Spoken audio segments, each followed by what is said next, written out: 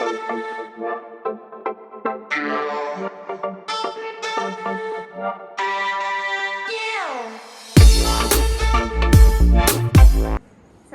warahmatullahi wabarakatuh. Perkenalkan, nama saya Rizky Andraweni, NIM P103 dari Prodi Profesi Kebidanan Poltekkes Kemenkes Malang.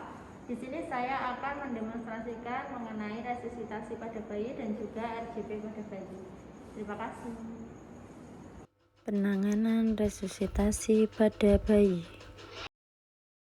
Bayi lahir kita melakukan penilaian selintas, bayi cukup bulan, tonus bayi lunglai, bayi megap-megap, dan juga ketuban jernih. Maka kita lakukan jepit potong tali pusat terlebih dahulu.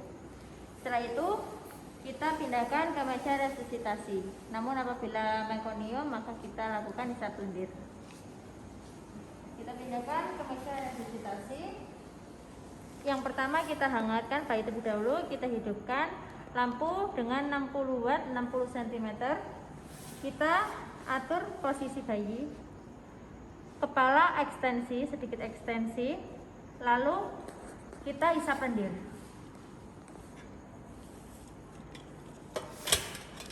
Selanjutnya kita lakukan isap lendir. Pertama pada mulut dulu sedalam 5 cm sebanyak 2-3 kali. Setelah itu kita isap lendir pada hidung sedalam 3 cm sebanyak 2-3 kali. Setelah itu kita keringkan dari kepala, sedikit penekanan, lalu ke badan, lalu ke kaki sambil kita rangsang taktil. Setelah itu ke punggung kita berikan rangsangan taktil.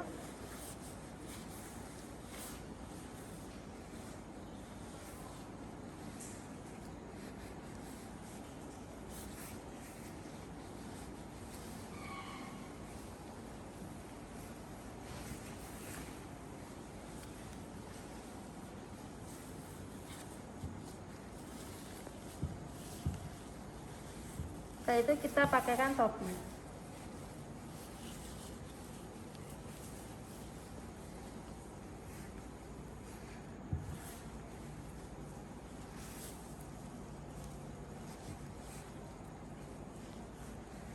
Kita buka dada bayi, lalu kita atur posisi ulang.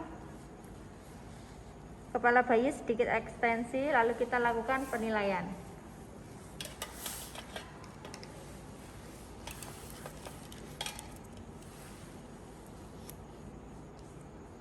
Kita lakukan penilaian nadi dan juga pernafasan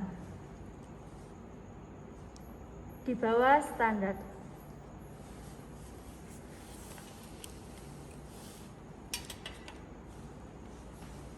Setelah kita melakukan penilaian, kita memasang oximeter di lengan bayi.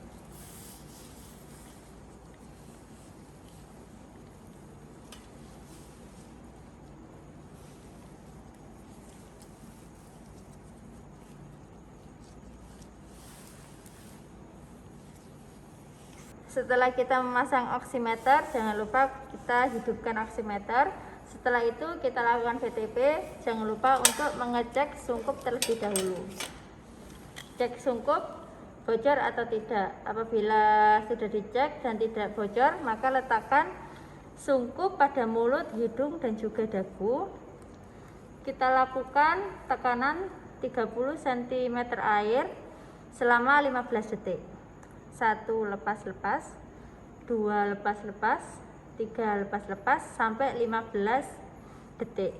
Setelah itu kita lihat jika dada tidak mengembang, maka kita cek HR terlebih dahulu.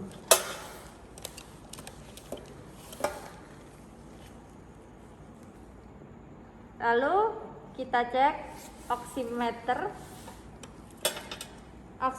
di bawah standar. Lalu kita melakukan evaluasi sungkup.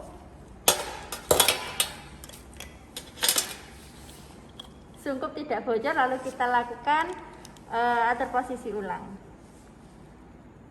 Lalu setelah itu kita berikan tekanan 30 cm air lagi selama 15 detik. 1 lepas-lepas, 2 lepas-lepas, 3 lepas-lepas sampai 15 detik. Jika dada tidak mengembang lagi, maka kita cek HR. HR di bawah standar, lalu kita cek oximeter. Oximeter masih tidak ada perubahan, maka kita berikan tekanan lagi 30 cm air selama 15 detik. 1 lepas-lepas, 2 lepas-lepas, 3 lepas-lepas sampai 15 detik. Setelah itu dada masih belum mengembang, maka kita melakukan isap lendir. Dari mulut terlebih dahulu sedalam 5 cm. Setelah itu hidung sedalam 3 cm. Setelah kita melakukan isap lendir, maka kita lakukan pemberian tekanan lagi sedalam 30 cm air selama 15 detik. 1 lepas-lepas, 2 lepas-lepas, 3 lepas-lepas sampai 15 detik. Dan apabila kita cek HR lagi dalam hasil yang tetap, HR masih tetap sama di bawah standar, kita cek oximeter. Oximeter masih tetap di bawah standar, maka tindakan selanjutnya yaitu kita naikkan tekanan yang 30 cm air menjadi 40 cm air. Kita lakukan selama 15 detik. 1 lepas-lepas, 2 lepas-lepas, 3 lepas-lepas sampai 15 detik. Dan apabila dada sudah mengembang, maka kita lakukan VTP selama 30 detik dengan frekuensi 30 kali dengan tekanan 40 cm air. 1 lepas-lepas, 2 lepas-lepas sampai kita lakukan dengan frekuensi 20 kali selama 30 detik. Setelah itu maka kita lakukan asuhan pasca resusitasi dengan melakukan perawatan tali pusat, IMD, dan juga apabila terjadi atau di bawah lakukan inkubasi, konsul dengan dokter spesialis anak, lalu kita lakukan rujukan. Penata laksanaan resusitasi jantung paru. 2, 3. Setelah itu kita melakukan resusitasi jantung paru. Kita letakkan bayi dalam posisi terlentang dan usahakan satu level atau datar pada tempat yang keras. Setelah itu buka jalan nafas dengan cara tengadahkan kepala dan topang dagu. Gerakan ini akan mengangkat pangkal lidah ke atas sehingga jalan nafas terbuka. Lalu untuk melakukan kompresi gunakan teknik 2 jari, yaitu tangan kanan menggunakan jari telunjuk dan juga jari tengah pada sepertiga bagian tengah sternum di bawah garis imajiner yang menghubungkan papila mamae dan satu jari di bawah linea interpapilaris. Setelah itu kita lakukan tekanan atau kompresi dada dengan kedalaman kurang lebih sepertiga diameter antero-posterior dada, yaitu kurang lebih 3-4 cm.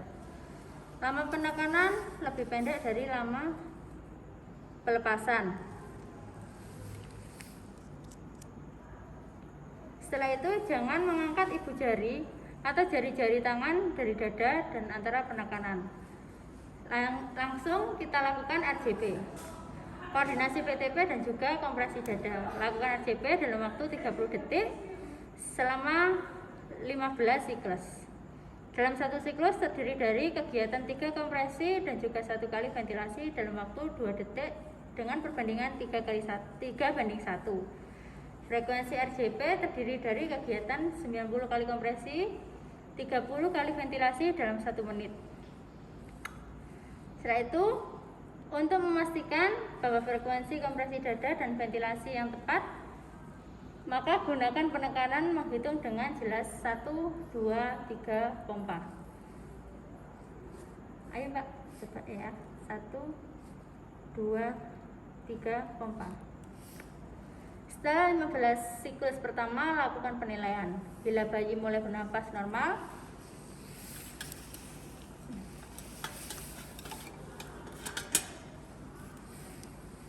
kita lakukan penilaian apabila frekuensi jantung 100 kali dan juga bayi kemerahan, nafas sudah normal, maka kita hentikan RJP dan lakukan perawatan dan juga observasi. Apabila bayi tidak bernapas dengan normal, maka kita lakukan RJP ulang.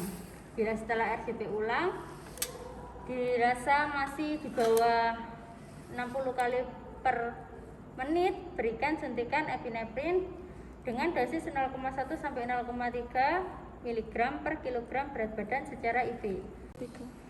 Jika dipastikan denyut jantung bayi tidak terdengar lagi setelah dilakukan resusitasi selama 10 menit, maka kita harus menghentikan resusitasi. Dan tidak ada pernapasan spontan dan juga refleks muntah, dilatasi pupil yang menetap selama 15 sampai 30 menit atau lebih merupakan petunjuk kematian otak kecuali pasien hipotermik atau di bawah efek barbiturat atau dalam anestesi umum. Lalu tidak adanya tanggapan jantung atau tidak ada aktivitas listrik jantung terhadap tindakan resusitasi selama paling sedikit 30 menit walaupun dilakukan upaya RJP dan terapi obat optimal menandai bahwa mati jantung. Lalu jika resusitasi berhasil, lakukan pemantauan tanda bahaya, perawatan tali pusat, pencegahan hipotermi, pemberian vitamin K, pencegahan infeksi, pemeriksaan fisik dan juga pencatatan dan pelaporan. Lalu jika perlu dirujuk, lakukan konseling untuk merujuk bayi beserta ibu dan keluarga, lanjutkan resusitasi, pemantauan tanda bahaya, perawatan tali pusat, pencegahan hipotermi, pembuatan surat rujukan, dan pencatatan juga pelaporan.